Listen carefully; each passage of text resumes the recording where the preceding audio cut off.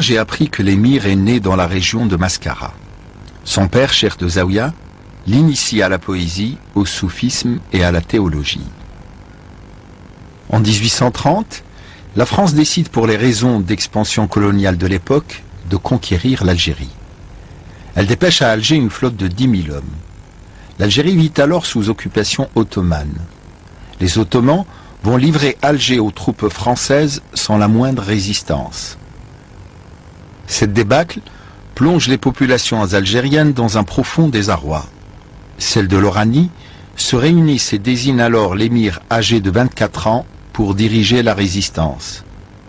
Sans y être préparé, l'émir passe de l'art de la méditation soufie à celui de la guerre chevaleresque.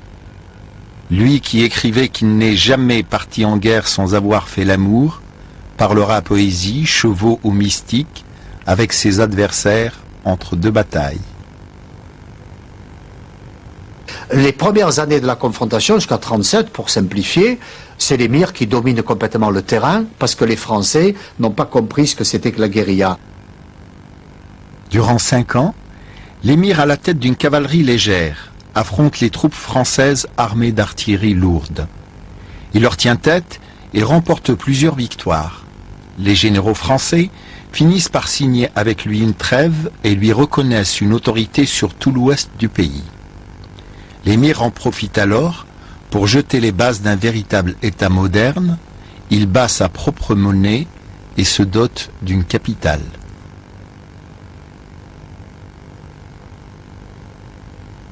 Dire que c'est un État, oui. Que c'est un État moderne, oui. Parce qu'il y a une armée avec des insignes, les gens qui sont payés, des juges qui sont payés, c'est plus des prévaricateurs, c'est pas les chefs de tribus, etc. Oui, c'est un État moderne, mais c'est un État dans la tradition musulmane.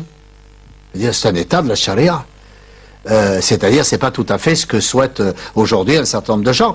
Mais j'ai pas dit que c'est un État islamiste. J'ai dit que c'est un État conforme à la tradition qui est celle d'Abdelkader. C'est la Shura. C'est-à-dire, il consulte ses lieutenants et il décide de tout. Il est le patron. La trêve est rompue au bout de 2 années. Paris nomme le général Bugeaud comme gouverneur d'Algérie. Bugeaud est décidé d'en finir avec Abdelkader. Il fait raser des villes et des villages. Il fait brûler les récoltes pour affamer les civils. Il exproprie des milliers de paysans. 46, 47, 48, c'est l'horreur. L'horreur.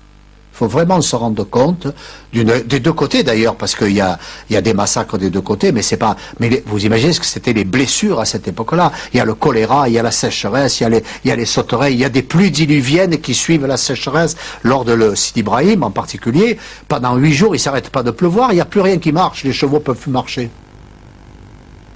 L'émir tente alors de soulever les différentes régions d'Algérie. Mais le rapport de force militaire est trop inégal. Confronté à une armée française forte de 100 000 hommes, il est contraint de se réfugier au Maroc. La France fait aussitôt pression sur le roi, qui déclare l'émir hors la loi dans son royaume. Traqué par les Marocains, abandonné par des tribus épuisées, confronté à une armée coloniale qui ne recule devant rien, l'émir dépose les armes en 1847. En échange, la France lui assure qu'il sera exilé en Égypte ou en Palestine. Je me suis engueulé, pour parler franc, quelquefois avec de jeunes Algériens qui ont dit Abdelkader il s'est rendu, il avait qu'à mourir, etc. Ce sont des jeunes arrogants qui ne savent pas ce que ça veut dire 17 ans de guerre contre l'armée la plus forte du monde. Dans des conditions que j'ai dit tout à l'heure d'horreur absolue. Non, Kader ne s'est rendu qu'après avoir consulté Dieu, largement, consulté ses lieutenants aussi, hein, toujours la Shura. Il conçoit sa reddition que comme le dernier service qu'il peut rendre au peuple algérien. Pour l'histoire officielle algérienne, la vie de l'émir s'arrête la veille de sa reddition. Moi, je tenais à savoir si l'émir avait eu une vie après l'Algérie. Au lieu d'être convoyé en Égypte ou en Palestine, l'émir est emprisonné avec les siens à Toulon. De là, il est transféré à Pau et enfin à Amboise. Voici le château dont parlait mon grand-père. En fait, c'est une forteresse qui servait de prison d'État. Je me suis retrouvé à Amboise par un jour d'hiver où la Loire charriait la mélancolie et l'austérité du monde. On s'imagine le choc qu'ont pu ressentir ici les proches de l'émir qui avaient passé toute leur vie sous les tentes au milieu des immenses plaines d'Algérie. L'émir vit avec sa famille sous étroite surveillance et dans un grand dénuement. Il confie à son grand ami, Monseigneur Dupuche, l'ancien archevêque d'Alger, « Tu me vois vivant et pourtant je suis mort ». Le froid, le sentiment d'exil, l'amertume ressentie face au manque de parole des autorités françaises lui minent profondément le moral. Donc au soir du 8 novembre 1848, le vapeur La Ville d'Angers aborde au pied de ce pont et l'émir Abdelkader et sa suite descendent de ce vapeur et aussitôt montent dans des calèches qui vont le mener jusqu'en haut des terrasses du château. Les 4-5 ans que l'émir va passer à Amboise sont une occasion extraordinaire de deux choses. D'abord, c'est la première étape du dialogue islamo-chrétien. C'est là que pour la première fois, il y a un véritable dialogue entre des musulmans nantis culturellement, je veux dire intellectuels, et toutes les ecclésiastiques de France et de Navarre qui viennent le visiter. Parce qu'avec son beau-frère Bentami, donc, le fils de son maître ancien d'Oran, ils vont monter un salon littéraire et philosophique.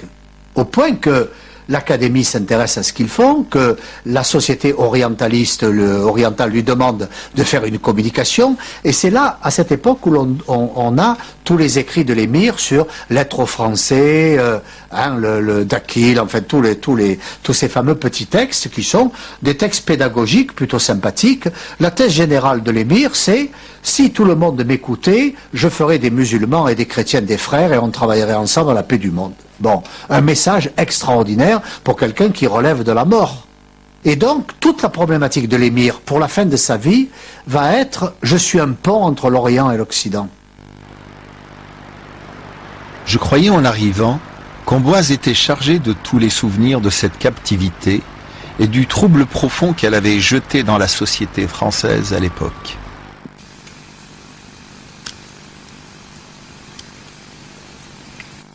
Du château conserve un souvenir de toutes les figures qui ont passé une nuit ou une heure.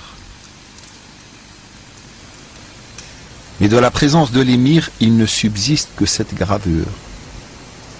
C'est une photocopie.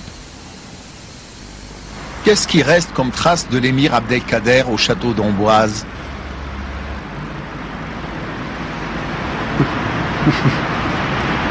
Comment prendre cette question?